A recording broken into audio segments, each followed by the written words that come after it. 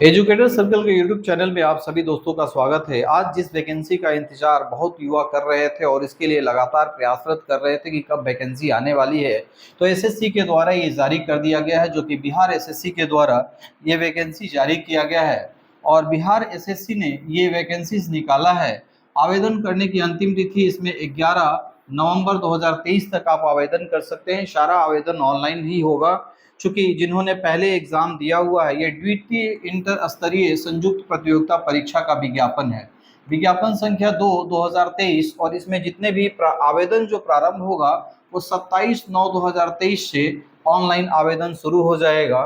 यहाँ पे लिखा हुआ है ऑनलाइन आवेदन प्रारंभ होने की तिथि, मतलब कि 27 9 से इसमें आप ऑनलाइन आवेदन कर सकते हैं। 11 11 2023 तक आवेदन करने का समय दिया गया है। इसमें जो भी द्वितीय इंटर स्तरीय संयुक्त प्रतियोगिता परीक्षा के माध्यम से अभ्यर्थियों का चयन किया जाएगा, और इसमें किस किस पोस्ट की वैकेंसीज है ये पूरे डिटेल्स में हम लोग देखेंगे। तो चलिए आगे जो है हम लोग देखते हैं कि वैकेंसी जो है कौन कौन से पोस्ट के लिए है और कौन कौन से विभाग से है। तो सबसे पहले ये जो है लेवल 2 की वैकेंसीज है, और लेवल 2 में एलडीसी, यहाँ एलडीसी लोअर डिविजनल क्लर्क जिसको बोलते हैं, निम्न वर्गीय लिपिक, इसकी वैकेंसी सारे डिपार्टमेंट में करीब करीब है और भर भर के है। तो इस मौके का फायदा आप जरूर उठाएं और सिलेक्शंस के लिए बिल्कुल एक सीट अपना रिजर्व कर ले। और हमारे जो है चैनल के माध्यम से बहुत सारी जानकारी जो है हमेशा अप टू डेट की जाती है, और साथ ही साथ इसमें क्या क्या पढ़ना है, प्रीवियस ईयर के क्वेश्चंस क्या हो सकते हैं, ये सारी चीज़ों का भी डिस्कशन हम लोग करेंगे और देखेंगे, और इस पे प्रॉपर सेशन चलेगा। तो चलिए इसमें हम लोग देख लेते हैं। ये पथ निर्माण विभाग की वैकेंसीज है, और इसमें इंटरमीडिएट या समकक्ष होना चाहिए। अब तकनीकी योग्यता में क्या होना चाहिए, कंप्यूटर पर हिंदी में वर्ड प्रोसेसिंग और टंकन यानी कि हिंदी टाइपिंग आपको आनी चाहिए। तो इसमें कितने पोस्ट हैं, कुल पदों की संख्या 38 है, और 13 पोस्ट जो है इसमें और भी है, जो कि इसमें क्षैतिज आरक्षण जो 35% का आरक्षण महिलाओं का जो दिया हुआ है, तो उसके लिए अलग से ये महिलाओं के लिए जो आरक्षण की व्यवस्था इसमें की गई है। सभी वैकेंसी में जो बिहार की जितनी वैकेंसीज है उसमें क्षैतिज रूप से 35% आरक्षण सभी कैटेगरी में महिलाओं को अलग से दी हुई है। तो महिलाओं के लिए बहुत ही अच्छा चांस है, और ये मौका हाथ से जाने ना दें। और काफ़ी अच्छी वैकेंसी है, इतनी बड़ी वैकेंसी अमूमन नहीं देखने को मिलती है। दूसरा है निम्न वर्गीय लिपिक का ही है, मद्य निषेध उत्पाद और निबंधन विभाग में, ये भी लेवल 2 का है, इंटरमीडिएट, यानी कि सारा जो भी है क्वालिफिकेशन और जो पे स्केल है सभी के लिए सेम है। बस डिपार्टमेंट आप देखते जाओ किस डिपार्टमेंट में कितनी वैकेंसीज है। तो यहाँ मद्य निषेध वाले में जो है 340 पोस्ट है, जो कि काफ़ी बड़ी संख्या है। महिलाओं के लिए 105 पोस्ट, ये भी बहुत बहुत बहुत बड़ी संख्या है। और इसके बाद जो है स्वतंत्रता सेनानी और उसके ये के लिए अलग से ये जो है एक सीट इसमें दिया गया है और 6 सीट इसमें दिया गया है। इसके बाद दिव्यांगों के लिए भी ये सीट रिजर्व किया हुआ है, अलग से जो कैटेगरीज वाइज है उसमें बांट के अलग से ये सीटों का जो है बंटवारा किया गया है। इसके बाद हम लोग नीचे अब जब चलेंगे तो देखते हैं कि और भी जो वैकेंसीज है, काफ़ी सारी वैकेंसीज जो है दूसरे ये में है। जैसे गृह विभाग में नंबर 3 पे जो है चलेंगे तो गृह विभाग की अच्छी खासी वैकेंसीज है। इसमें भी करीब करीब 19 सीट यहाँ पे है, और 6 सीट महिलाओं के लिए है। आरक्षी शाखा लेवल 2 यहाँ पे भी है। निम्न वर्गीय लिपिक, ये भी आपका गृह विभाग आरक्षी शाखा विधि विज्ञान प्रयोगशाला में, ये चूँकि स्पेशलाइज जो भी प्रयोगशालाएं होते हैं वहाँ के लिए दिया हुआ है, और इसमें भी करीब करीब 10 और 4 14 सीटें हैं। बाकी जो है इधर और भी सारी सीटें हैं, इसमें अलग अलग सभी के लिए यूआर के लिए अलग सीट है। बाकी जो है एसटी एससी के लिए अलग, ईबीसी के लिए अलग, बैकवर्ड क्लास के लिए अलग, ईडब्ल्यूएस के लिए अलग। तो आप अपनी कैटेगरी वाइज देख ले कि हमारी कौन सी कैटेगरीज है और किस कैटेगरी में हम फिट बैठते हैं। यहाँ पे जो है निम्न वर्गीय लिपिक श्रम संसाधन विभाग, इस श्रम संसाधन विभाग में भी अच्छी खासी वैकेंसीज है। यहाँ पे देखिए 20 और 4 वैकेंसी इसमें है महिलाओं के लिए। इसमें भी सारी जो है सब जगह आपका जितना भी क्वालिफिकेशन होना चाहिए सभी में इंटरमीडिएट या समकक्ष दिया हुआ है, और साथ साथ कंप्यूटर का ज्ञान होना चाहिए। ठीक है, अगला चलते हैं। अब हम देखते हैं कि आगे जो वैकेंसीज है हमारी वो किस में है। अल्पसंख्यक कल्याण विभाग में 6ठे नंबर पे देखिए वैकेंसीज है। इसके बाद इसमें भी वैकेंसीज की संख्या बहुत ज़्यादा है, 63 है और 19 है यहाँ पे। अल्पसंख्यक विभाग जिसको जो है कल्याण विभाग भी कहते हैं, तो कल्याण विभाग वाले में अच्छी खासी वैकेंसीज है। पर ये जो है पर्यावरण विभाग में भी 30 करीब सीट है यहाँ पे, 30 और 6 सीटें यहाँ पे है। और देखिए यहाँ पे निम्न वर्गीय लिपिक में जो प्रशिक्षण पक्ष है, यानी कि जो एम्प्लॉयमेंट एंड ट्रेनिंग डिपार्टमेंट होता है, तो जो ट्रेनिंग में यानी कि जो आईटीआई में ये सबसे ज़्यादा वैकेंसीज यहाँ पे भी लेवल 2 की वैकेंसीज है। और 239 वैकेंसी 239 वैकेंसी और 72 महिलाओं के लिए है। ये केवल आईटीआई वाले के लिए है, यानी कि आईटीआई में इनकी जो नियुक्ति होगी वो आईटीआई में नियुक्ति होगी। चूंकि प्रशिक्षण पक्ष है, इसमें 3 होता है, लेबर एम्प्लॉयमेंट एंड ट्रेनिंग, तो यहाँ पे ट्रेनिंग विंग की बात कर रहा है। और ट्रेनिंग विंग में आपका एलडीसी में इतनी सारी वैकेंसीज बहुत बहुत दिनों के बाद आई है, तो ये काफ़ी अच्छी संख्या है। यहाँ पे आपको इस तरीके की वैकेंसीज आपको मिलेगी।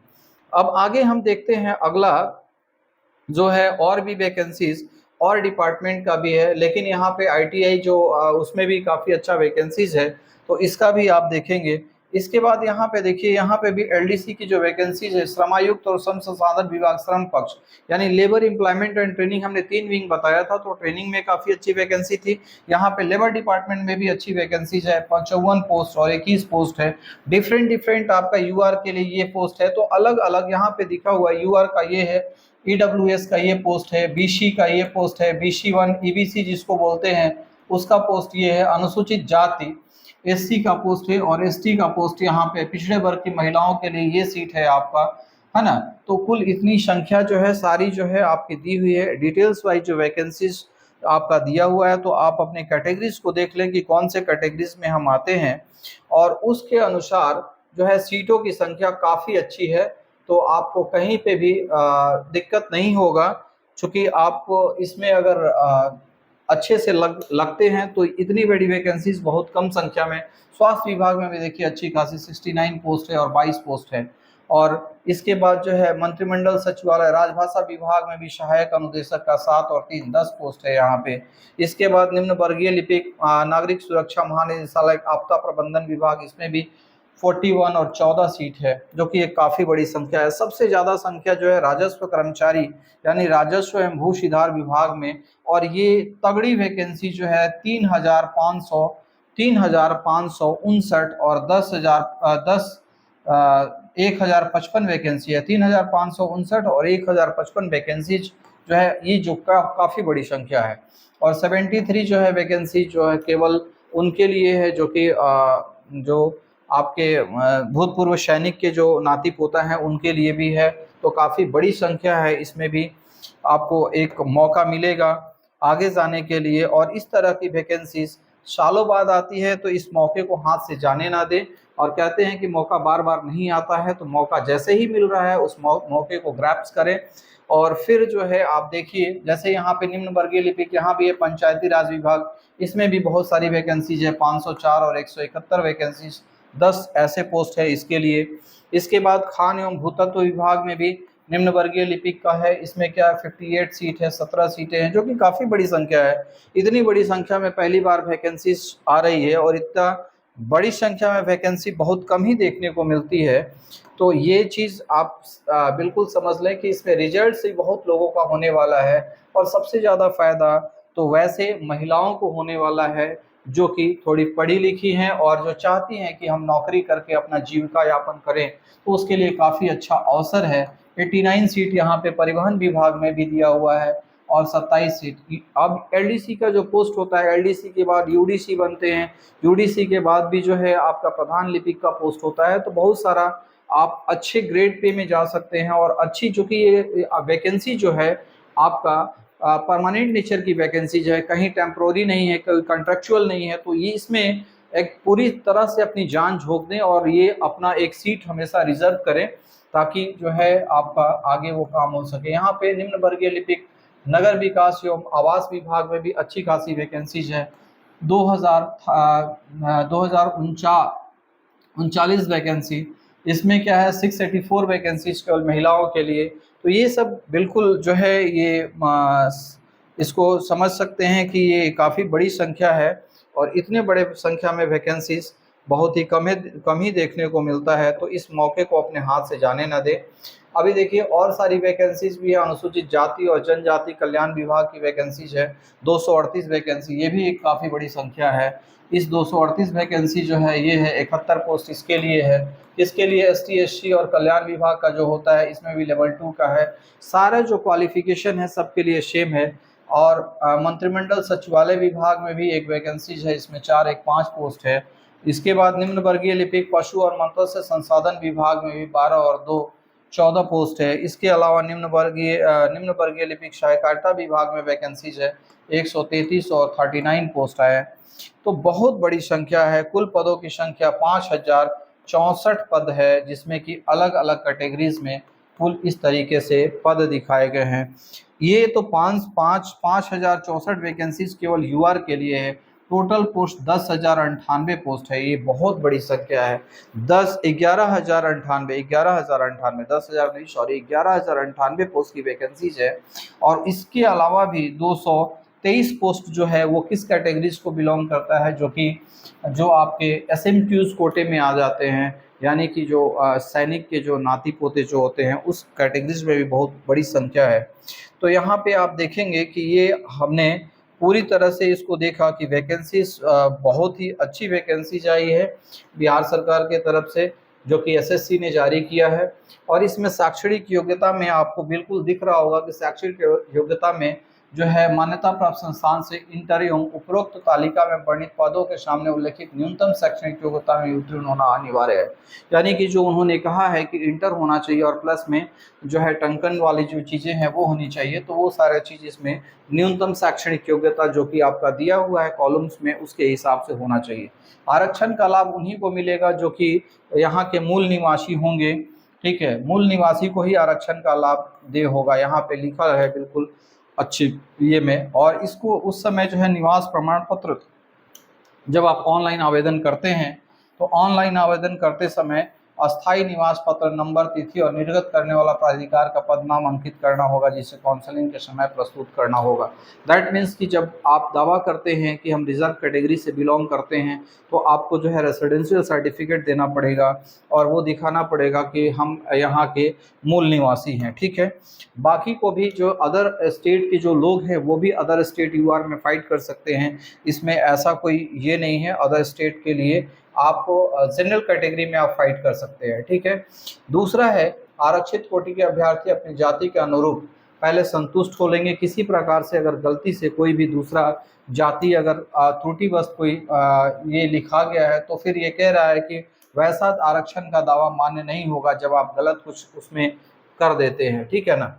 अगला है कि ऑनलाइन आवेदन पत्र में दावा किए गए आरक्षण श्रेणी में किसी भी परिस्थिति में परिवर्तन नहीं किया जाएगा। जैसे कि आप गलती आपने किया है कि आपने अपना जो है कैटेगरी न भर के दूसरा कोई कैटेगरी डाल दिया है, तो वहाँ पे जो है आपका फिर किसी भी तरीके का जो है उलटफेर नहीं हो सकता है। ऑनलाइन आवेदन करते समय जो आपने कैटेगरी चूज़ किया है तो बिल्कुल ही इस बात का ध्यान रखें फॉर्म भरते समय कि आप कैटेगरी में किसी भी तरीके की कोई गलती ना करें।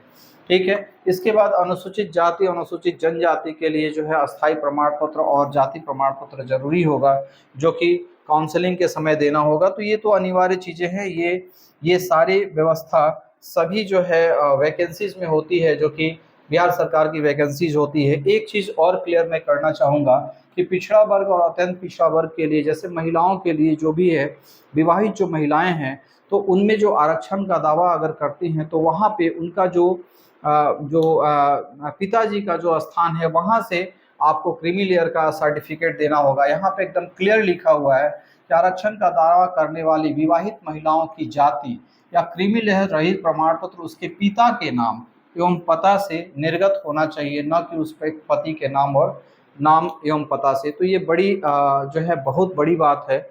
तो ये आप इस बात का ध्यान रखें कि जो भी मैरिड वुमेन हैं जो इस फॉर्म को भरना चाहती हैं वो अपना जाति प्रमाण पत्र और क्रीमी लेयर का जो प्रमाण पत्र है वो पिता के नाम और पता से बनवाएंगे, वहाँ से होना चाहिए, उसके पति के नाम से नहीं होना चाहिए। तो इस बात का विशेष ध्यान रखेंगे, क्योंकि कई बार होता है कि इसकी वजह से चूक हो जाती है, तो ये एक बहुत बड़ी समस्या है। ठीक है, तो इस बात का बिल्कुल ध्यान रखेंगे। और बाकी चीज़ें जो है सामान्य चीज़ें हैं। इसमें जो है प्रतियोगिता परीक्षाएं होगी, जो कि पहले पीटी होगा, प्रारंभिक परीक्षा होगा, उसके लिए जो है आपका अंतिम तिथि वो बाद में उसमें निकाला जाएगा कि कब क्या होना है, वो सारी चीज़ें दी जाएगी। इसके बाद दिव्यांग के लिए भी अलग अलग जो कैटेगरीज जो दे रखी है कि किस कैटेगरीज में कितना जो है कितना परसेंट दिव्यांगता होनी चाहिए, तो वो सारी चीज़ें जो है इसमें दी हुई है। तो उसके अनुसार अपना जो है पीएच फिजिकली हैंडीकैप्ड का आप जो है बनवाएंगे, या दिव्यांग का जो भी सर्टिफिकेट होगा वो बनाएंगे।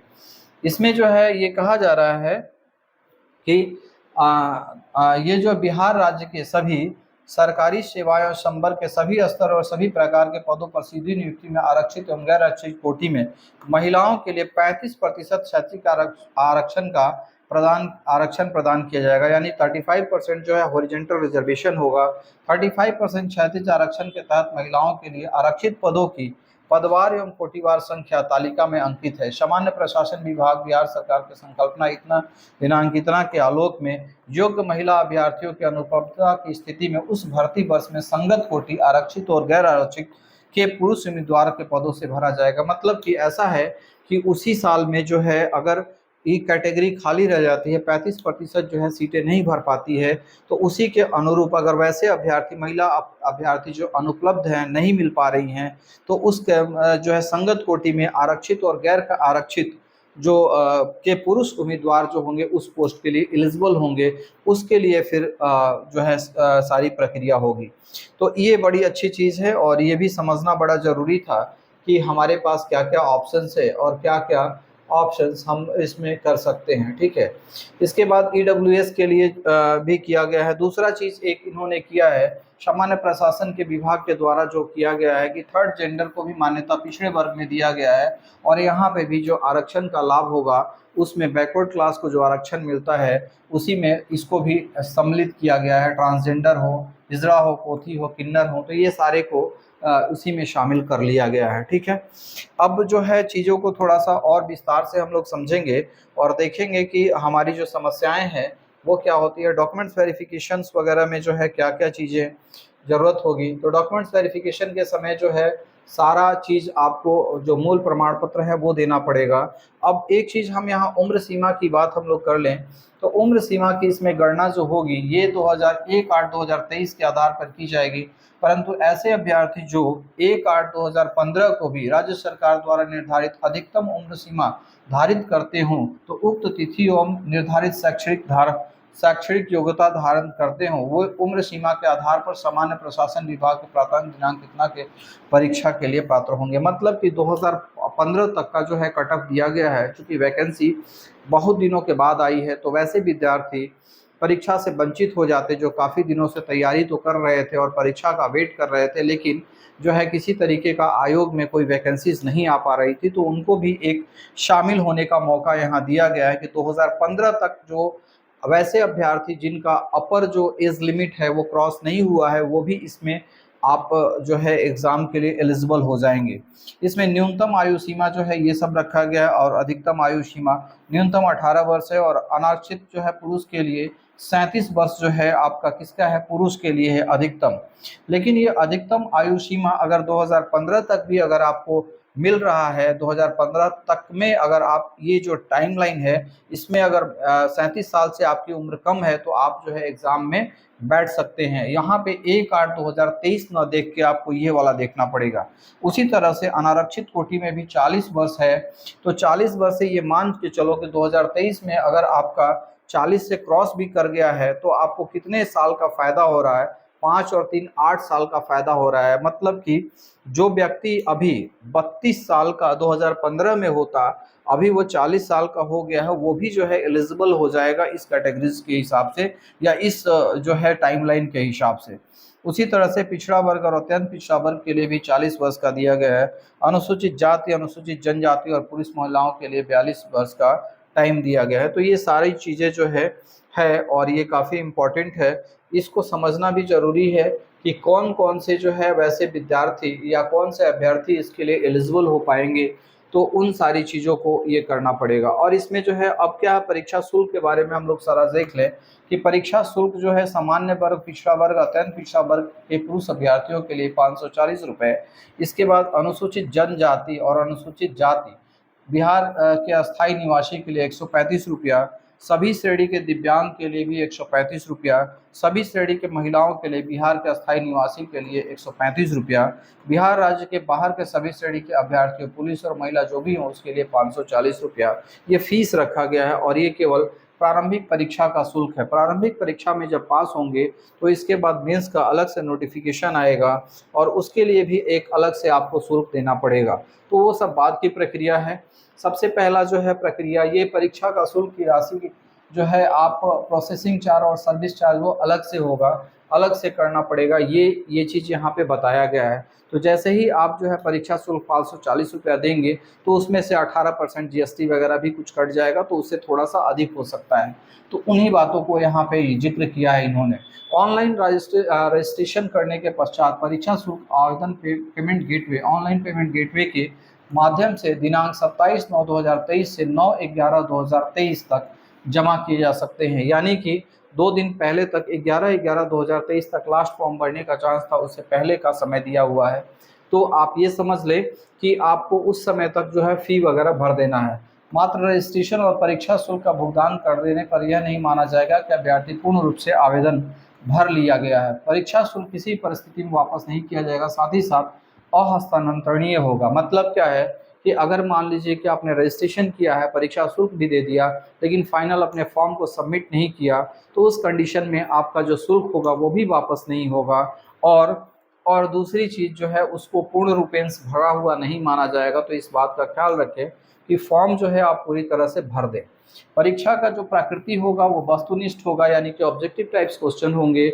और ऑब्जेक्टिव टाइप्स में क्वेश्चन पिछले बार भी जो है सारी प्रक्रिया हुई है और उसमें जो है ये पीटी मेंस भी हुआ था, तो उसमें सारे क्वेश्चंस को भी हम लोग इसी चैनल पे सारा चीज़ हम लोग डिस्कस करेंगे। और इसमें एक चीज़ और है कि 40,000 से अधिक अगर आवेदन होता है तो उस केस में जो है प्रारंभिक परीक्षा का आयोजन किया जाएगा। ये सारी चीज़ों में लिखा हुआ रहता है। तो ऐसे ही जो है इतने दिनों के बाद वैकेंसी आ रही है, 40,000 क्या ये लाख पार करेगा, कितने लाख होंगे वो तो समय बताएगा, चूँकि काफ़ी बड़ी वैकेंसीज है और बहुत दिनों के बाद आ रही है और काफ़ी विद्यार्थी इसका वेट भी कर रहे थे। तो ये एक बड़ी संख्या होगी। अभी क्या है, अब ये देखना है कि इस परीक्षा के लिए आपको किस तरीके से आगे आना होगा और कैसे जो है आपको सिलेक्शन अपना लेना होगा। तो इसमें देखिए, इसमें आपका प्रारंभिक परीक्षा जो होगी उसमें एक पत्र सामान्य ज्ञान का होगा जिसमें निम्नांकित विषय होंगे।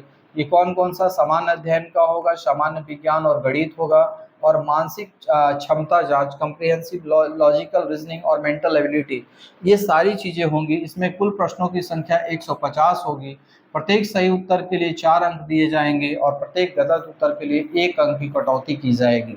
और अंक परीक्षा की अवधि जो है 2 घंटा 15 मिनट की होगी। मतलब कि 150 प्रश्न और 2 घंटा 15 मिनट। 2 घंटा का मतलब हो गया 6 दूनी के 12, 120 और 15 जोड़ लेंगे तो 135 मिनट के अंदर 150 क्वेश्चन करना पड़ेगा।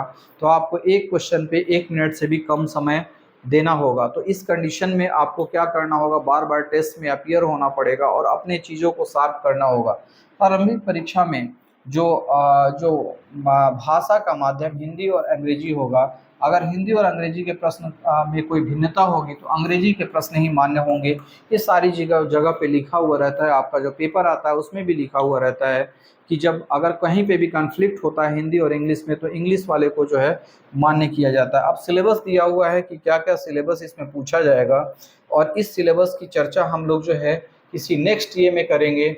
ये चूँकि सिलेबस जो है पूरे एसएससी का होता है तो इसमें वही सिलेबस इसमें भी है। सामान्य अध्ययन में क्या क्या चीज़ें हैं, समसामयिकी जो है विषय उसमें क्या है, जैसे पुरस्कार वगैरह बाकी चीज़ें, मुद्रा राजधानी, ये सारी चीज़ें होती है। सामान्य विज्ञान और गणित में क्या होगा, सामान्य विज्ञान में क्या होगा, गणित में क्या आएगा, मानसिक क्षमता जांच में क्या होगा। क्वालिफाइंग मार्क्स जो रखा गया है सभी के लिए अलग अलग रखा गया है।